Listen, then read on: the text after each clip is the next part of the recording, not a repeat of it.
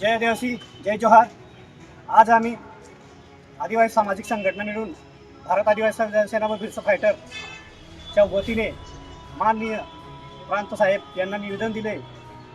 हा निवेदन असं आहे की जो कोडदा ते खेडदिगर रस्त्याला जो प्रकाश ते पूल बांधण्यात आले त्याला आदिवासी क्रांतीवीर राजे नाईक किंवा तंट्या भील हे नाव देण्यात यावे, कारण हा आदिवासी बहुल जिल्हा आहे।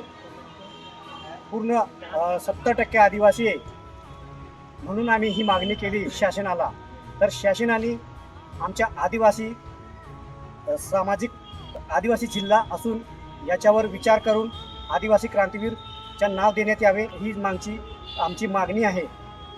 कारण आज नंदुरबार जिल्हा चळवळीपासून निघालेला जिल्हा आहे, तर याला क्रांतीवीर तंट्या भील राजा नाईक यांचे नाव देण्यात यावे हीच आमची मागणी शासनाला।